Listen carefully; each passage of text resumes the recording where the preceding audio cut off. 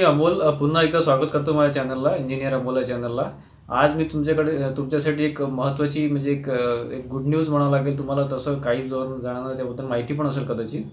पण मला असं वाटलं की आजच्या माझ्या व्हिडिओमध्ये हा विषय टाकणं किंवा हे रिक्रुटमेंटबद्दल तुम्हाला सांगणं आवश्यक आहे. त्याच्यामुळे मी आज आवर्जून हा व्हिडिओ बनवलेला आहे. तर त्याच्यामध्ये बघा, इंडियन रेल्वेजमध्ये म्हणजे आपल्या गव्हर्नमेंट सेंट्रल गव्हर्नमेंटला इंडियन रेल्वेजमध्ये खूप चांगल्या वॅकन्सी आलेल्या आहेत. 1000+ वॅकन्सी आहेत. त्याच्यामुळे तुम्ही ते मिस करू नये असं मला वाटतं. कारण की आपण महाराष्ट्र गव्हर्नमेंट जसं जेनको ट्रान्समिशन आणि वगैरे नंतर डिस्ट्रीब्युशनसाठी आपण सध्या डिपेंड आहे, त्याच्यावर डिपेंड न राहता ही जी सध्या आपल्याकडे एक ऑपॉर्च्युनिटी आली आहे ती आपण क्रॅक करणं किंवा त्याच्या मागे लागणं, त्याचा अभ्यास करणं आणि त्याचा अभ्यास करता करता आपला जनरेशन, पॉवर, ट्रान्समिशन आणि डिस्ट्रीब्युशन याचा पण अभ्यास सायमल्टेनियसली होऊन जाईल. त्याच्यामुळे मला असं वाटतं की तुम्ही याला थोडंसं सिरियसली घेऊन याच्याबद्दल थोडंसं तयारी करणं आवश्यक आहे. आत्ता जस्ट 24 तारखेला ॲड निघाली आहे आणि पुढच्या म्हणजे 23 मेपर्यंत तुम्हाला फॉर्म भरणं आवश्यक आहे. म्हणजे त्या डेटपर्यंत आहे, त्यामुळे बराच वेळ आहे. थोडासा विचार करा, प्रिपरेशन झाली असेल तर फार चांगलं किंवा प्रिपरेशन करा. आणि एक्झाम जूनमध्ये आहे. तर त्यामुळं मी तुम्हाला आज हा नोटिफिकेशनबद्दल तुम्हाला एक व्हिडिओ बनवावा असं मला वाटलं. म्हणून मी तुमच्या समोर हा व्हिडिओ म्हणजे आजची जी रिक्रुटमेंट आहे त्याबद्दल थोडी माहिती घेऊन आलो आहे. तर चला सुरुवात करूया आजच्या व्हिडिओला. मग शेवटी मी तुम्हाला तुम्ही जे मला प्रश्न विचारले आहेत, बरेचसे मला प्रश्न येतात. मी ॲक्च्युली त्यावर व्हिडिओ बनवलेले आहे, पण तरी प्रश्न येतात, तर त्याबद्दल मी तुम्हाला शेवटी त्याबद्दल सांगणार आहे. तर चला आपण आज रिक्रुटमेंटबद्दल थोडंसं जाणून घेऊ, काय, कुठे आणि किती वॅकन्सीज आहे वगैरे. ठीक आहे.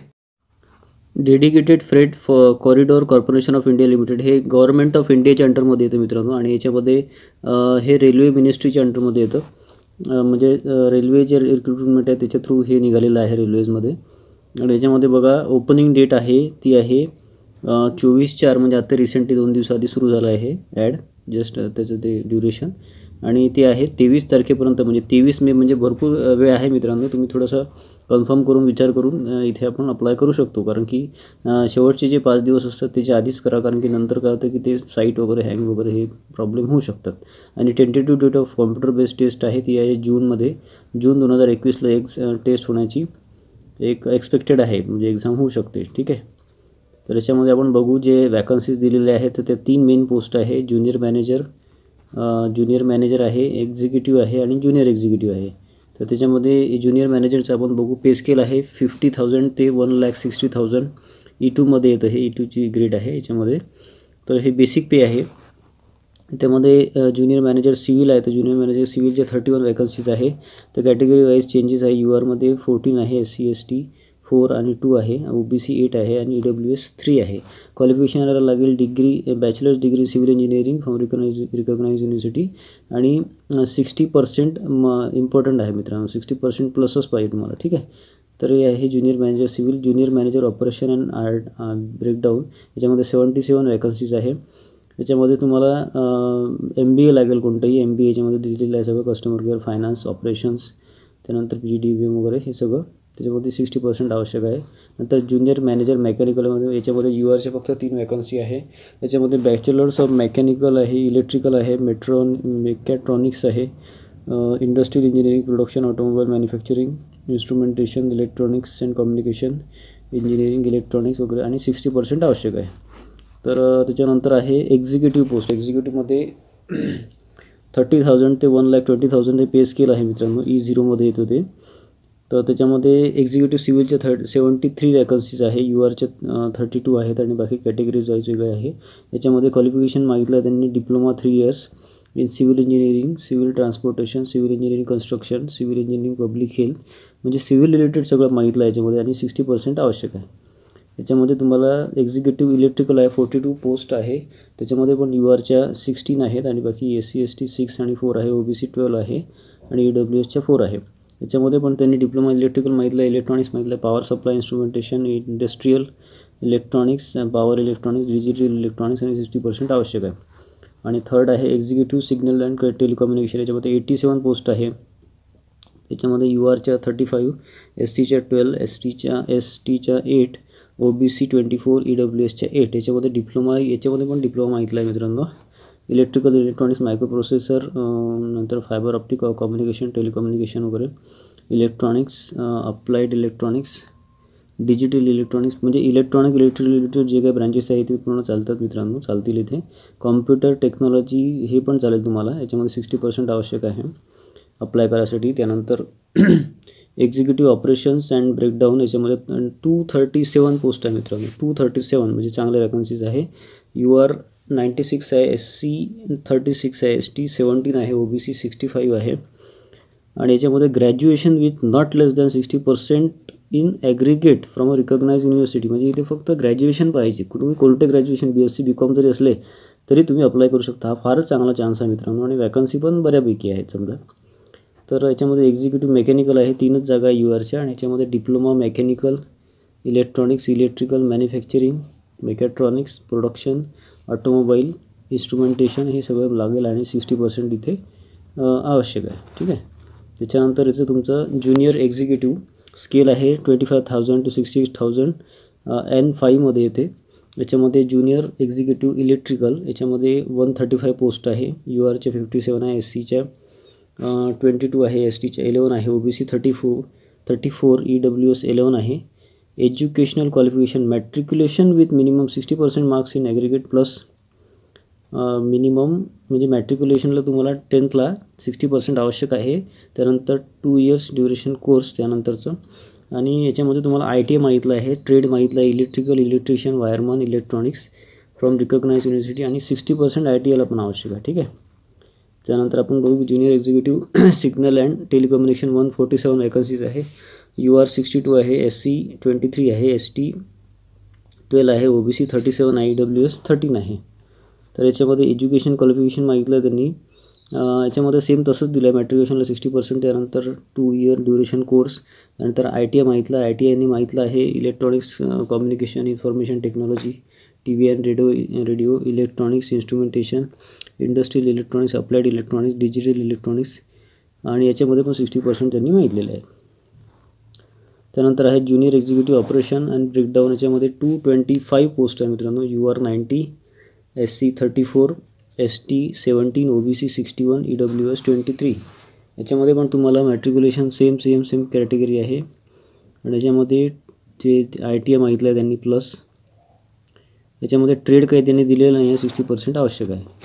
किंवा इथे ऑरमध्ये यांनी ग्रॅज्युएट इन एनी डिसिप्लिन किंवा हे नसेल तर तुमचं ग्रॅज्युएशन चालेल. ठीक आहे, कोणत्या डिसिप्लिनमध्ये. त्यानंतर ज्युनियर एक्झिक्युटिव्ह मेकॅनिकल 14 पोस्ट आहे आणि याच्यामध्ये URच्या 8 पोस्ट आहे आणि बाकी कॅटेगरी वाईज दिलेले आहे. मॅट्रिक्युलेशन 60% 2 आणि ITI मागितलेलं आहे रिकॉग्नाइज युनिव्हर्सिटी. याच्यामध्ये ट्रेड दिलं आहे त्यांनी fitter, electrician, motor mechanic, electronics and instrumentation. आपण आता काही महत्त्वाचे पॉईंट बघू मित्रांनो. तर number of vacancies is tentative and may increase or decrease. म्हणजे जे वॅकन्सीचे नंबर दिलेले आहे ते कमी जास्त होऊ शकतात पुढे जाऊन. ठीक आहे. म्हणजे रिटर्न टेस्टच्या आधीच ते काय ते चेंजेस तुम्हाला परत ॲडमध्ये हे करतील, अपडेट करतील, त्यानुसार चेंजेस होतील. ठीक आहे. आणि एक महत्त्वाचा पॉईंट आहे मित्रांनो, candidates appearing or awaiting results on the closing date of application are not eligible to apply. म्हणजे जे अपियर आहेत किंवा ज्यांची डिग्री सुरू आहे, डिप्लोमा सुरू आहे, ते अप्लाय करू शकत नाही. कंप्लीट असणं आवश्यक आहे. डिप्लोमा और degree will not be considered as higher qualification in place of ITI where ITI is mentioned as essential qualification. ठीक आहे. इसेन्शियल क्वालिफिकेशन म्हणजे काय मित्रांनो, की ते असणं आवश्यक आहे. जसं ITI असणं आवश्यक आहे, तुमचं डिप्लोमा डिग्री प्लस असेल तर फारच चांगली गोष्ट आहे. ठीक आहे. आता बऱ्याच जणांचे मित्रांचे प्रश्न असतात माझ्या की सर हे असलं तर चालेल का, हे असलं तर चालेल का. नाही, इसेन्शियल जे आहे ते आवश्यक आहे. त्यानंतर प्लसमध्ये तुम्ही डिप्लोमा डिग्री असेल तर फारच चांगलं. ठीक आहे. तर यामध्ये बघा एज लिमिट काय दिलं आहे. ज्युनियर मॅनेजरसाठी 18 ते 27 आहे, एक्झिक्युटिव्हसाठी 18 ते 30 आहे आणि ज्युनियर एक्झिक्युटिव्हसाठी 18 ते 30 आहे. ठीक आहे. याच्यामध्ये एज रिलॅक्सेशन जे आहे ते फार महत्त्वाचं आहे मित्रांनो. SC STसाठी 5 years एज रिलॅक्सेशन आहे. म्हणजे तुम्हाला 18 ते 27 आहे तर 27 + 5 हे झालं SC STसाठी. OBCसाठी 3 years, जसं 27 + 3 म्हणजे 30 हे झालं OBCसाठी. आणि बाकी मग कॅटेगरी वाईज तुम्हाला अलग अलग याच्यामध्ये दिसतील. आता बघा नो ऑब्जेक्शन सर्टिफिकेट. कॅन्डिडेट्स वर employed or regular basis on government, semi government, public sector undertaking, autonomous bodies, त्यांना नो ऑब्जेक्शन सर्टिफिकेट द्यावं लागते. म्हणजे जी करंट त्यांची ऑर्गनायझेशन आहे किंवा सेमी गव्हर्नमेंट ऑर्गनायझेशन आहे, जी काही असेल ते तिथून नो ऑब्जेक्शन सर्टिफिकेट घ्यावं लागते. हे जे सर्टिफिकेट तुम्हाला डॉक्युमेंट व्हेरिफिकेशनच्या त्यावेळेस तुम्हाला ते द्यावं लागते. नो ऑब्जेक्शन सर्टिफिकेट हे फार आवश्यक आहे मित्रांनो. हे जर तुम्ही सबमिट नाही केलं तर तुमचं जे सिलेक्शन आहे ते रद्द होऊ शकतं. त्याच्यानंतर perks, allowances, place of posting, service agreement come bond. ठीक आहे. हा फार महत्त्वाचा पॉईंट आहे मित्रांनो. याच्यामध्ये कसं असतं की perks and allowance, HRA, lease और accommodation, library company, medical facility, LTC, basket allowances etcetera etcetera. त्याच्यामध्ये काय आहे की तुम्हाला जे पे स्केल दिलं आहे, जसं फॉर एक्झाम्पल समजा आता पहिल्या पोस्टसाठी मॅनेजरसाठी त्यांनी 50,000 आणि 1,60,000 असं दिलेलं आहे, रेंज दिलेली आहे. तर त्या 50,000मध्ये हे बाकीची जे आहे तुमचं अलाउन्सेस हे ॲड होतील, तर ती सॅलरी जास्त जाईल तुमची. ठीक आहे. प्लेस ऑफ पोस्टिंग ही कोणत्याही DFCCILच्या प्रोजेक्ट आणि एस्टॅब्लिशमेंट किंवा ऑफिसेस जिथे आहे तिथे तुम्हाला कुठेही पोस्टिंग देऊ शकतात. ठीक आहे. आणि त्याच्यामध्ये बघा selection process for various post. आता हे जे व्हेरियस पोस्ट इथे दिलेले आहे त्याच्यानुसार तुम्हाला जे सिलेक्शन प्रोसेस आहे म्हणजे काय काय तुमची रिटर्न टेस्टमध्ये राहू शकते हे दिलेलं आहे. तर हा चार्ट तुम्ही बघून घ्या मित्रांनो डिटेलमध्ये, मी तुम्हाला लिंक देतो आहे. त्याच्यामध्ये कॉम्प्युटर बेस टेस्ट म्हणजे याच्यामध्ये तुम्हाला जे सपोज आता आपण एक फॉर एक्झाम्पल बघू, एक्झिक्युटिव्ह सिव्हिलमध्ये तुम्हाला सिव्हिल रिलेटेड प्रश्न विचारले जातील किंवा क्वेश्चन विचारले जातील. तर हे पहिल्या याच्यामध्ये येतं. नंतर कॉम्प्युटर बेस ॲप्टिट्यूड टेस्ट ही कंपल्सरी नाही आहे, फक्त एकाच पोस्टसाठी हे एक्झिक्युटिव्ह ऑपरेशन्स अँड ब्रेकडाऊन किंवा BD.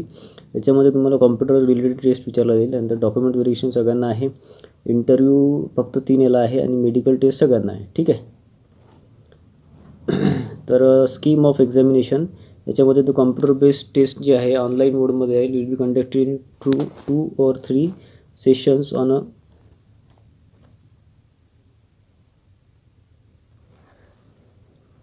अ सिंगल और मल्टिपल डेज ऑफ 2 hours. ठीक आहे. 2 hours होईल किंवा 1 किंवा 2 दिवसामध्ये होईल. The question paper for computer based test will be objective multiple choice questions. 120 questions राहतील त्याच्यामध्ये, ऑब्जेक्टिव्ह टाईप आहे.